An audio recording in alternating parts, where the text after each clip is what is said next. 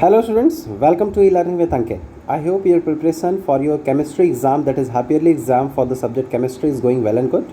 In this particular video session, we are going to discuss some of the multiple choice questions that are very relevant to your upcoming exam for the subject chemistry. The question that we will discuss over here is not only relevant to your chemistry exam of half yearly exam, even these questions are, some of the questions are included from the last year board exam. So without any further delay, let's start one by one questions and have a notebook with you also where there will be the requirement of solving the questions like balancing of the question. So you all have to do this also. Okay. Without any further delay, let's start the very first question. The first question is about that is which of the following are combination reaction. It is written over here कि कौन सा इसमें से combination reaction है इसमें दिया हुआ. देखो तो कॉम्बिनेशन रिएक्शन का हम सबको पता है कि दो या दो से ज़्यादा रिएक्टेंट मॉलिक्यूल, अगर कोई हमारे पास ए और बी टाइप के दो डिफरेंट कंपाउंड है वो रिएक्ट कर रहे हैं तो और ए बी टाइप का सिंगल दे रहा है, दो सिंगल प्रोडक्ट हमें मिल रहा है, then we will say that yes it's a combination reaction. चलो तो अब देखते हैं ऑप्शंस में हमारा सबसे पहला ऑप्शन है हमारे पास यहाँ पे 2KClO3. अच्छा एक चीज़ और इंपॉर्टेंट दिखे यहाँ पे याद रखना है हम लोग को, whenever we are solving any MCQ questions तो सिर्फ ये पर्सपेक्टिव मत रखिएगा कि हमें ऑप्शंस करके आ जाना है. जैसे यहाँ KClO3 दिया, यहाँ MgO दिया, यहाँ एल्यूमिनियम दिया, यहाँ फेरस सल्फेट दिया. So you must know about each and every compound, each and every element. ठीक है, आपको उन सब के बारे में एटलीस्ट थोड़ा सा नॉलेज होना चाहिए. ऐसे क्या होगा कि आप ऑप्शंस को एलिमिनेट कर पाएंगे आसानी से. चलो तो कॉम्बिनेशन जिसमें दो या दो से ज़्यादा रिएक्टेंट मॉलिक्यूल होंगे और वो कंबाइन करके एक सिंगल प्रोडक्ट दे रहे हो. तो यहाँ देखिए KClO3 है और ये दो डिफरेंट कंपाउंड्स में ब्रेक हो गया. So it's not a combination, it's although decomposition reaction. ये हम लोग का क्या हो गया, डीकॉम्पोजिशन रिएक्शन हो गया. तो ये ऑप्शन हमारा एलिमिनेट हो जाता है यहाँ से. दूसरा MgO प्लस H2O, MgO यानी मैग्नीशियम ऑक्साइड वाटर के साथ रिएक्ट करके देखिए एक सिंगल टाइप ऑफ रिएक्टेंट हमको मिल रहा है. इट डज मीन कि ये हमारा क्या हो जाएगा, कॉम्बिनेशन रिएक्शन का एक एग्जांपल सेकंड ऑप्शन हमारा हो रहा है. ठीक है, देख लेते हैं और भी ऑप्शन, हमें छोड़ना नहीं. यहाँ पे 4Al aluminium, 3O2 plus 2Al2O3 aluminium trioxide, Zn plus S. अच्छा ये भी देखिए क्या है, दो रिएक्टेंट मॉलिक्यूल्स है कंबाइन करके एक सिंगल प्रोडक्ट दे रहे हैं. Does mean this reaction is also of combination reaction. ये भी हमारे कॉम्बिनेशन रिएक्शन. इसका मतलब हमें मिल रहा है option number second and option number third, ये तीनों हमारे दोनों ही हमारे क्या है, कॉम्बिनेशन रिएक्शन के. अच्छा फोर्थ भी देख लेते हैं, फोर्थ भी यहाँ छूटा हुआ है ऑप्शन अभी. Zn प्लस है, ये तो सिंगल डिस्प्लेसमेंट रिएक्शन है. Zn क्या कर रहा है यहाँ पे, इसको हम लोग का क्या कर रहा है, Zn FeSO4 में से Fe को क्या कर रहा है, डिस्प्लेस कर रहा है. तो it's single displacement reaction. Option देख लीजिए यहाँ पे कौन सा हमारे पास second and third option clear होना चाहिए. तो सेकेंड और थर्ड हमारे पास किस में है, यहाँ पे सेकेंड एंड थर्ड, और सेकेंड और थर्ड हमारे पास ये ऑप्शन होने चाहिए कॉम्बिनेशन रिएक्शन का एग्जाम्पल. सेकेंड हमारे पास ऑप्शन यहाँ पे है और यहाँ पे फोर्थ लिखा हुआ है. देखिए यहाँ मिसप्रिंट है ऑप्शन में, आप इसको करेक्ट कर लीजिएगा. सेकेंड और थर्ड वन ही इसका करेक्ट आंसर होगा कॉम्बिनेशन रिएक्शन का एग्जाम्पल. चलिए डिस्कस करते हैं नेक्स्ट प्रॉब्लम डिस्कस करते हैं हम लोग. Question number 2. क्वेश्चन नंबर 2 देखिए क्या दिया है यहाँ पे, electrolysis of water is a decomposition reaction. जो वाटर की इलेक्ट्रोलिसिस होती है वो क्या है, डीकॉम्पोजिशन रिएक्शन है. The mole ratio of hydrogen and oxygen gases liberated during electrolysis of water. तो पहले मैं रिएक्शन लिखता हूँ, then it will be clear to you कि एक्चुअली हमारा है क्या. देखिए इलेक्ट्रोलिसिस कह रहे हैं, यानी इलेक्ट्रोलिसिस का क्या मतलब है कि वाटर का ब्रेकडाउन होना किसके प्रेजेंस में, इलेक्ट्रिसिटी के प्रेजेंस में. तो H2O है, यहाँ हम क्या क्या लिख रहे हैं यहाँ पे, इलेक्ट्रिसिटी. ठीक है, इलेक्ट्रिसिटी के प्रेजेंस में इसका हम लोग क्या कर रहे हैं, ब्रेक डाउन कर रहा है. इलेक्ट्रिसिटी हमने यहाँ पे लिखा हुआ है. तो होगा क्या, ये H2 में और H2 में और O2 में ब्रेक डाउन कर जाएगा. अब इसको हम बैलेंस कर लेते हैं, आराम से हमें मोल रेशियो मिल जाएगा. मोल रेशियो पूछ रहा है मतलब यहाँ पे हाइड्रोजन और ऑक्सीजन कितना है. आइए इसको बैलेंस करके देखते हैं. देखिए यहाँ पे हाइड्रोजन हमारे पास 2 है, यहाँ पे हाइड्रोजन 2 है, ऑक्सीजन 1 है बट यहाँ पे ऑक्सीजन 2 है. तो बैलेंस करने के लिए हम क्या करेंगे, यहाँ 2 से मल्टीप्लाई, बट ऐसा करने से हाइड्रोजन तो 4 हो गया. तो यहाँ पे भी हाइड्रोजन को बैलेंस करने के लिए हमें 2 से मल्टीप्लाई करना होगा. अब देखिए बैलेंस है, आराम से हम देख पा रहे हैं कि हाइड्रोजन का मोल रेशियो 2 है और ऑक्सीजन का कुछ नहीं है, तो यहाँ पे 1 मान सकते हैं. तो 2:1 option is the right option. It does mean option number B is the right option. आइए देखते हैं question number third. Question number third क्या दिया है, we store the silver chloride in dark coloured bottle. Silver chloride जो भी होता है उसको हम लोग डार्क कलर सिल्वर क्लोराइड का फॉर्मूला मैं लिख रहा हूँ यहाँ पे AgCl, इसको डार्क कलर बॉटल्स में करते हैं। ऐसा क्यों? Because it is a white solid. नहीं, गलत है, ऐसा ही कोई रीज़न नहीं है। अंडरगो रेडॉक्स रिएक्शन, नहीं, ऐसा मॉइस्चर की वजह से कोई रेडॉक्स रिएक्शन यहाँ पे नहीं हो सकता। To wide action by sunlight, none of the. देखिए ये क्या होता है, AgCl अगर हमारा सनलाइट के प्रेजेंस में यूं ही रह जाएगा तो इसका फोटोलिटिक डिकम्पोजिशन होगा। सनलाइट में H से लिख रहा हूँ, ये सनलाइट का रिप्रेजेंटेशन होता है, आप फर्दर क्लासेस में पढ़ेंगे। तो ये हमारा कन्वर्ट हो जाएगा Ag प्लस और Cl2 में। तो देखिए यहाँ पे क्या हो रहा है, ये डिकम्पोज हो जा रहा है, किसके कारण से? जस्ट बिकॉज ऑफ सनलाइट के कारण। तो इसी वजह से ये हम लोग का क्या होगा, option number 3 is the right option, ये हम लोग का राइट ऑप्शन होगा। आइए देखते हैं क्वेश्चन नंबर 4 उसके बाद। क्वेश्चन नंबर 4 क्या है यहाँ पे हमारे पास, dilute hydrochloric acid is added to granulated zinc taken and test tube the following observation।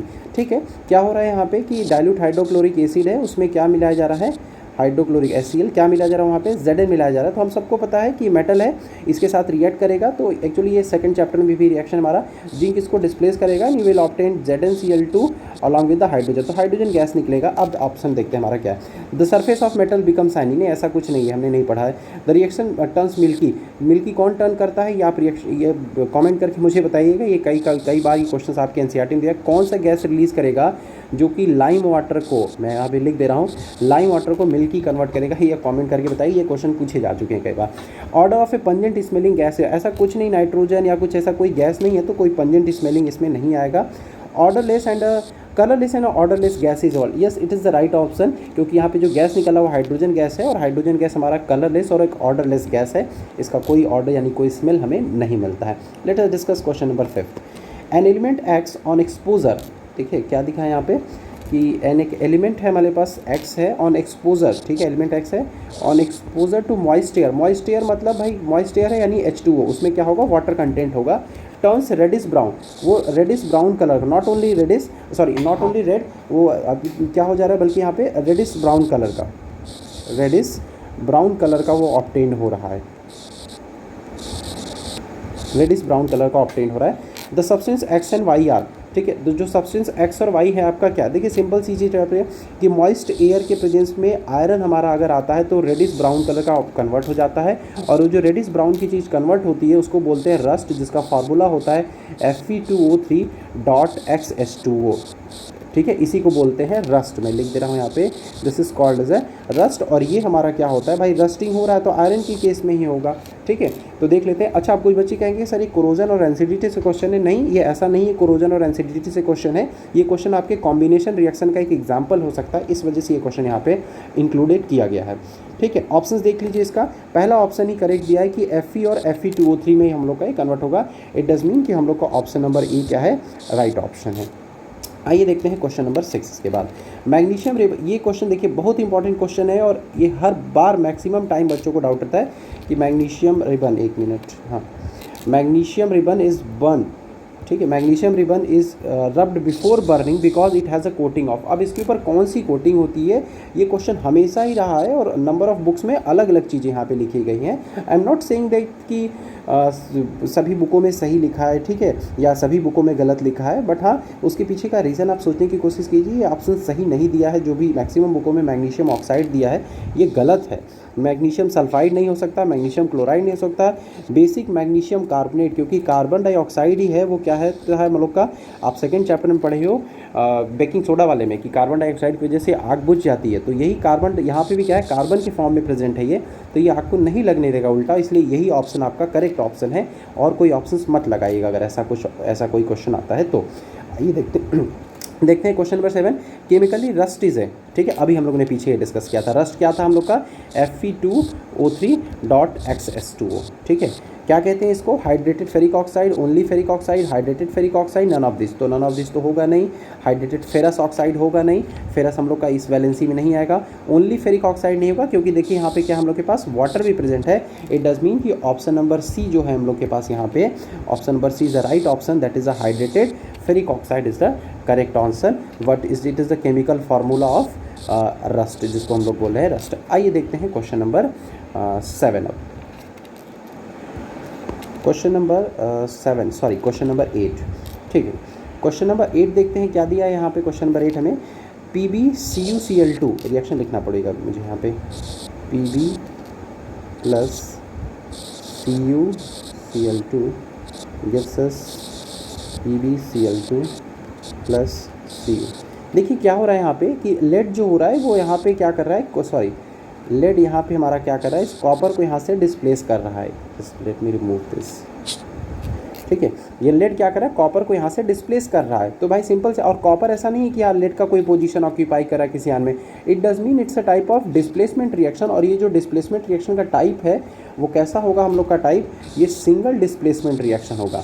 It is a single displacement reaction. तो ऑप्शन चेक कर लीजिए, यहाँ पे कॉम्बिनेशन नहीं हो सकता, डबल डिस्प्लेसमेंट नहीं होगा, डिकम्पोजिशन नहीं हो रहा है, डिस्प्लेसमेंट, यानी option number 4 is the right option. आइए देखते हैं question number 9। Select the oxidising agent in the following reaction. ठीक है, मैं रिएक्शन लिख लेता हूँ बड़े से, तभी मैं एक्सप्लेन कर पाऊँगा आपको।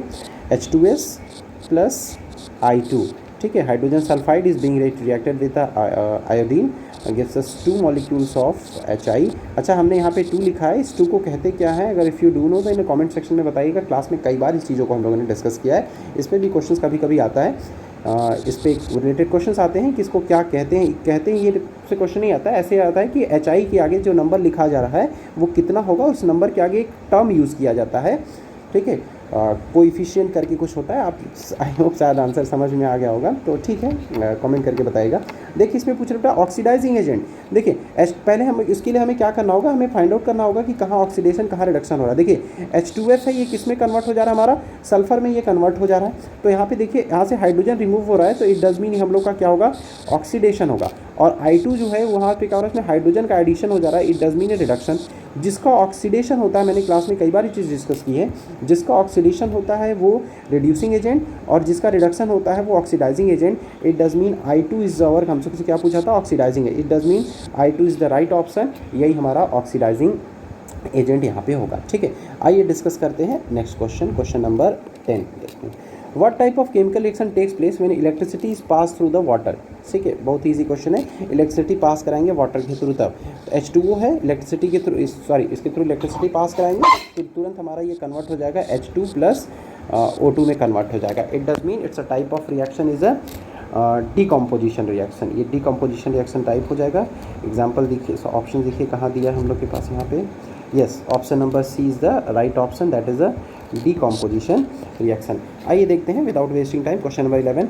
अ solution turns red litmus blue, its pH is likely to be. देखिए क्या कर रहा है, सोल्यूशन है वो रेड लिटमस को ब्लू में कन्वर्ट कर रहा है। तो जितने बेस होते हैं, बेस ही क्या करता है, रेड लिटमस को ब्लू में कन्वर्ट करता है। इट डज मीन ये बेस है, तो अगर ये बेस है तो इसका पीएच रेंज क्या होना चाहिए, 7 से 14 के, रिमेंबर 7 से 14 के बीच में मैं कह रहा हूँ, यानी डज मीन 7 नहीं, 7 से 14 के बीच में। अब देख लीजिए 7 से 14 के बीच में वैल्यू सिर्फ यही एक वैल्यू 10 है। It does mean 10 is the right option, 10 यहाँ पे हम लोग का सही ऑप्शन होगा। आइए देखते हैं question number 12। Which of the following types of medicine is use for the indigestion. Indigestion के लिए कौन सा मेडिसिन यूज़ करते हैं। ठीक है, अब देखिए जब बेसिकली इंडाइजेशन वगैरह होता है तो होता क्या है कि जो पेट में हमारे क्या होता है, स्टमक में एसिडिटी बढ़ जाती है। ठीक है ना, वो एसिडिटी हो जाती है, यानी एसिडिक कैरेक्टर हम लोग का इंक्रीज हो जाता है। अब देखो एसिडिक कैरेक्टर इंक्रीज हो गया तो उसको रिड्यूस करने के लिए हमें क्या लेना पड़ेगा, न्यूट्रल करने के लिए हमें बेस लेना पड़ेगा। तो बस हमारा एक ही क्राइटेरिया होना चाहिए, that is to find out which one is the base in this. ठीक है ना, एंटीबायोटिक भाई ऑब्वियस सी बात है, ये नहीं ले सकते। एनाल्जेसिक, ठीक है, ये तो लेना ही नहीं है एकदम। ठीक है, एंटीसेप्टिक, कोई चोट वोट तो ऐसा लगा नहीं, बच्चा सिर्फ एंटा एसिड। ठीक है ना, अब ये तो जैसे एलिमिनेट करने वाली बात रही। अब कॉन्सेप्चुअली समझते हैं कि एंटा एसिड क्या होता है, just of opposite of acid. Anti word लगा ना यहाँ पे, तो जस्ट अपोजिट ऑफ एसिड, और एसिड का जस्ट अपोजिट क्या होता है भाई, बेस होता है, तो एंटा एसिड। अब देखो यहाँ से सिर्फ इतना ही क्वेश्चन नहीं, ऐसे इस डायरेक्ट ये इतने सिंपल क्वेश्चन आपको नहीं पूछे जा सकते हैं। इससे क्वेश्चन बनाया जाएगा कैसे कि नेम टू एंटा एसिड्स। ठीक है, तो एक का नाम मैं नाम अभी यहीं पे बता दे रहा हूँ, जो आप यूज़ करते हो बेकिंग सोडा। ठीक है, NaHCO3 जिसको आप यूज़ करते हो, एक तो ये है।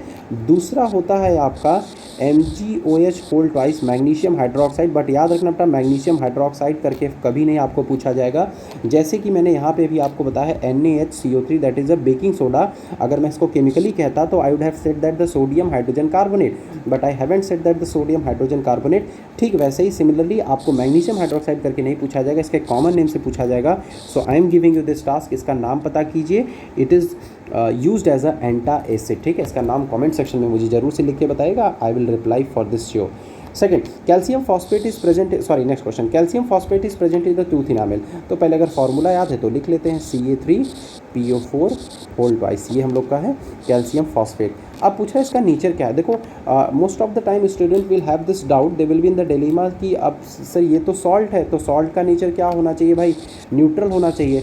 बट ऐसा नहीं है। मैंने जब कोलगेट वाला एक एक्सपेरिमेंट कराया था, आप लोग को याद होगा क्लास में, उसका लिंक डिस्क्रिप्शन में मैं प्रोवाइड कर दूंगा अभी, तो आप वहाँ से जाके देख सकते हो कि जो हमारे पास कोलगेट में जो भी हमारे पास टूथपेस्ट होते हैं उसमें भी भाई सॉल्ट ही है, लेकिन वो कर क्या रहा था, जब हम लोग उसमें फिनॉप्थेलिन ऐड किए थे तो वो फिनॉप्थेलिन को पिंक में कन्वर्ट कर रहा था। इसका मतलब वो बेसिक है, ठीक है। तो क्या वो बेस है? नहीं, वो टोटल बेस ही नहीं है, वो बेस नहीं है एक्चुअली, बेसिक सॉल्ट कह सकते हैं उसको। तो ठीक उसी तरीके से कैल्शियम, सॉरी इरेज हो गया यहाँ पे, एक मिनट, कैल्शियम फॉस्फेट हम लोग का, हमने ये लिखा था फॉर्मूला यहाँ पे Ca3PO4 होल ट्वाइस, ठीक है। देखिए ये किससे बना है कैल्शियम फॉस्फेट, ये बता रहा हूँ। देखिए कैल्शियम फॉस्फेट जो बना होगा CaOH होल ट्वाइस इसके रिएक्शन से, और PO4 है यानी H3PO4 फॉस्फोरिक एसिड। तो अब देखो ना, यहाँ से हमें ये देखना होगा कि जो हमारे पास ये प्रेजेंट है CaOH, ये हमारे पास क्या है कि स्ट्रॉन्ग बेस है, this is a strong base, और ये हम लोग का क्या है, वीक एसिड है। तो जब दोनों न्यूट्रल होंगे, ठीक है भाई, है तो एक एसिड दूसरा बेस है, if they will do the neutralisation, if they will met to react with each other, they will form the neutral solution, ठीक है। एक हमारे पास एक न्यूट्रल सब्सटेंस होगा, लेकिन चूँकि यहाँ पे एसिडिक कैरेक्टर इसका ज़्यादा है, इस वजह से जो सॉल्ट मिलेगा, ठीक है, सॉरी यहाँ पे ये बेस है हमारा और ये स्ट्रॉन्ग बेस है, तो जो आपको सॉल्ट मिलेगा उसका नेचर कैसा होगा, basic. It is the right option. ये क्वेश्चन बहुत ही इंपॉर्टेंट क्वेश्चन है, इसको जरूर से अपने नोट कॉपी में लिख के प्रैक्टिस कर लीजिएगा। Next question, question number 14, in which of the following salt does not contain water of crystallisation. ये क्वेश्चन मैंने क्लास में भी कई बार डिस्कस किए हैं, बट यहाँ भी देख लेते हैं जिसमें से कौन सा वाटर ऑफ, देखिए वाटर ऑफ क्रिस्टलाइजेशन क्या होता है कि जो सॉल्ट प्रेजेंट होते हैं उसी के बगल में .H2O लिखा रहता है, .H2O, वही हमारे का water of crystallisation. Proper definition अगर आप चाहिए तो प्लेलिस्ट में आप जाके देख सकते हैं, वहाँ पे प्रॉपर इसके लिए वीडियो सोल्यूशन अवेलेबल है। ब्लू विट्रॉल हम लोग का क्या होता है बेटा, CuSO4.5H2O, ठीक है ना। आप देखते जाना किसमें मैं ये H2O नहीं लिखूंगा, वही आपका वही आपका इस क्वेश्चन का आंसर। बेकिंग सोडा अभी हम लोगों ने लिखा था NaHCO3, दूसरा वॉशिंग सोडा Na2CO3.10H2O, ठीक है। लास्ट वन जिप्सम CaSO4.2H2O, ठीक है। जिप्सम का एक प्रॉपर्टी या उसका एक यूज़ ज़रा कमेंट सेक्शन में करके बताइएगा, ठीक है, ये क्वेश्चन इंपॉर्टेंट है।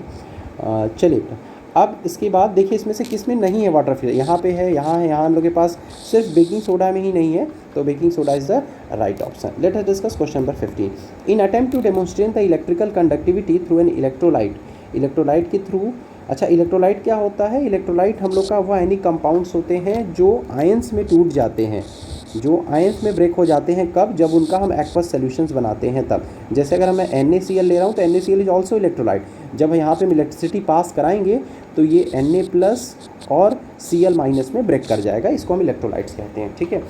चलो देखो एक बार फिगर देख लेते हैं अच्छे से, इसमें बल्ब कुछ लगा हुआ है और सोल्यूशन देख लीजिए, यहाँ पे एक नेल लगा हुआ है, लोहे की एक नेल है, यहाँ पे डाइल्यूट NaOH लिखा है यहाँ पे सोल्यूशन, और रबर कॉर्क लगा हुआ है, बल्ब लगा है, स्विच लगा है। ऐसा ही एक प्रैक्टिकल मैंने डेमोन्स्ट्रेशन क्लास में भी कराया है हमने, आप एसिड कंडक्ट इलेक्ट्रिसिटी वाला, ठीक है, आप जाके वहाँ से देख सकते हो प्लेलिस्ट में। नेक्स्ट देखिए ऑप्शन क्या दे रहा है, विच of the following is correct, bulb will not glow, bulb नहीं ग्लो करेगा, क्वेश्चन कह रहा है bulb will not glow because electrolyte is not acidic, ठीक है। तो देखो यहाँ पे कह रहा है कि क्योंकि इलेक्ट्रोलाइट एसिडिक नहीं है, हाँ बात तो सही है कि वहाँ पे NaOH दिया है, ये एसिडिक नहीं है, ठीक है। अभी कुछ देर के लिए मैं ये ऑप्शन छोड़ के रखता हूँ अभी।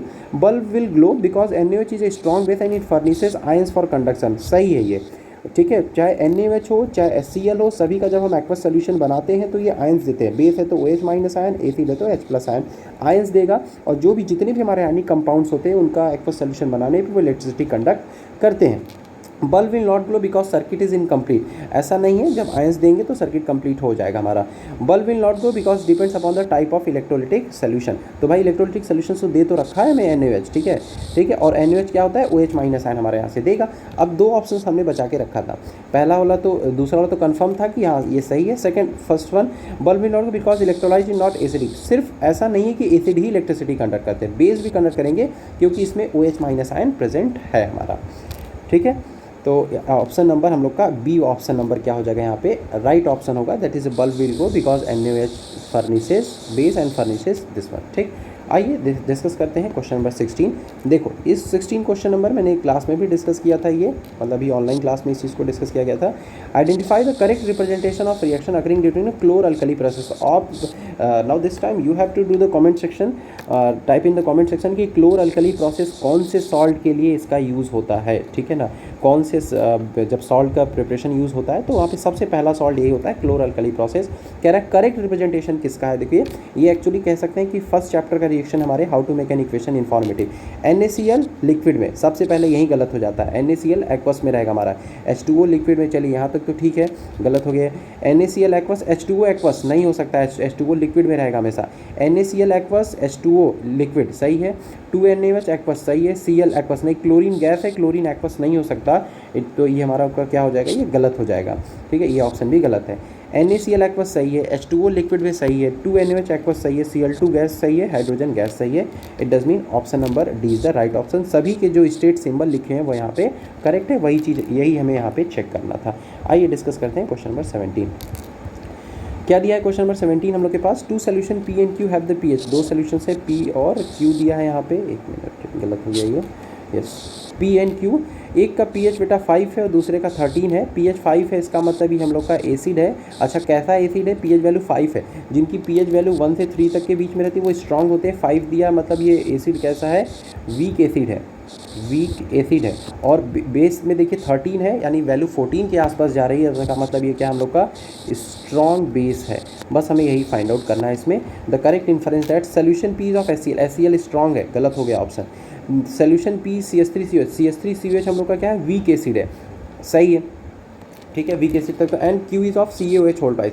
COH स्ट्रॉन्ग बेस तो है बट COH की वैल्यू इतनी नहीं होती है, ठीक है ना, pH की वैल्यू CaOH होल्ड पाइस की। Solution P is of HNO3, nitric acid strong acid है, जबकि यहाँ हमारे पास वीक एसिड है, तो ये भी ऑप्शन गलत हो जाता है। सिर्फ ऑप्शन नंबर डी बचा, solution P acetic acid CH3COH सही है, वीक एसिड है ये। NaOH ओके स्ट्रॉन्ग बेस है, इसका NaOH का pH वैल्यू कितना हो जाएगा, 13 हो जाएगा। तो option number D is the right option. आइए डिस्कस करते हैं question number 18। One of the constituents of baking powder is sodium hydrogen carbonate. लिख लेते हैं sodium hydrogen carbonate NaHCO3। The other constituent is very easy question, that is the tartaric acid. इसके साथ और क्या होता है हम लोग का, टार्टरिक एसिड ऐड होता है।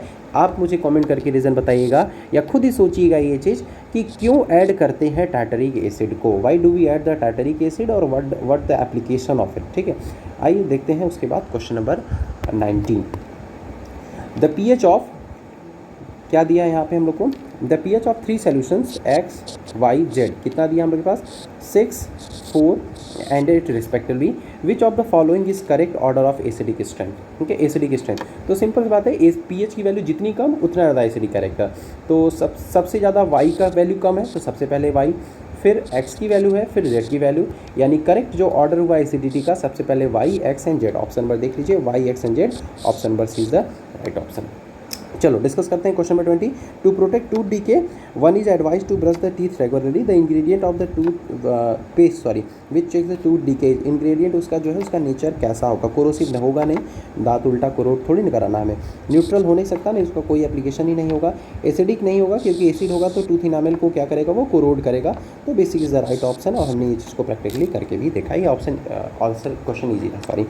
So in this way we have discussed some of the questions that is related to your both of the chapters, that is chemical reactions and equation and acid bases and salts, ठीक है। कुछ और important questions, sorry not a question, कुछ hint कह सकता हूँ, या आप हिंट न कह के कह लें इसे कि things that you have to remember before your half yearly exams, कि जितने भी आप रिएक्शंस पढ़ रहे हैं, रिएक्शंस को जितने भी इनको इन्फॉर्मेशंस लिख रहे हैं उनके स्टेट सिंबल के साथ प्रॉपर लिखिएगा, ठीक है। शॉर्ट आंसर टाइप क्वेश्चंस हैं, तो जितने भी आपके शॉर्ट आंसर टाइप क्वेश्चंस हैं उनको शॉर्ट आंसर टाइप ही लिखिए, बट हाँ इन्फॉर्मेशन मिसिंग मत करिएगा, ये 9th के बच्चे गलती कर रहे हैं। एंड सेकेंड इंपॉर्टेंट थिंग यहाँ पे कि जैसे अगर कोई केस बेस्ड क्वेश्चंस आ रहा है आपका, तो केस बेस्ड क्वेश्चंस में 5 नंबर के क्वेश्चंस हैं, वो क्वेश्चंस 5 नंबर के हैं, तो उसमें कई पार्ट्स होंगे, फर्दर आपको कई पार्ट्स मिलेंगे। तो ज़रूरी नहीं है कि आप एक क्वेश्चन को नहीं आ रहा है तो पूरा ना अटेम्प्ट करें, आप 3 पार्ट अटेम्प्ट करें, हो सकता है आपको 3 मार्क्स वहाँ पे अलॉट हो सकते हैं, ठीक है, और सभी क्वेश्चन एक दूसरे से अलग होंगे, तो might you can attempt the question. And the very last is जो आपको एक लॉन्ग आंसर टाइप क्वेश्चन पूछे जाएंगे। लॉन्ग आंसर टाइप क्वेश्चन में भी देखिए क्वेश्चन पार्ट्स करके आते हैं, उसमें कई पार्ट्स होते हैं या 2 पार्ट हो सकते हैं, कभी कभी एक ही होता है। तो अगर कुछ ऐसा आपको लग रहा है कि फिगर वाला बनाना है तो फिगर बना के लिखिए, रिएक्शंस के थ्रू एक्सप्लेन करना है तो रिएक्शंस के थ्रू एक्सप्लेन कीजिए। अगर एसिड या बेस की कोई किसी प्रॉपर्टी पे क्वेश्चन पूछा जा रहा है तो प्रॉपर्टी को लैंग्वेज में तो आप लिखिए ही, मतलब उसका जो लाइन में आप लिखते हैं कि like acid react with metal to liberate hydrogen along with, अगर आपको कोई एग्जाम्पल कोई रिएक्शन याद है तो रिएक्शंस जरूर लिखिएगा, it will create a positive impact on the examiner और the invigilator who is checking your answer sheet, ठीक है। So this is all about your half yearly exam of the subject chemistry.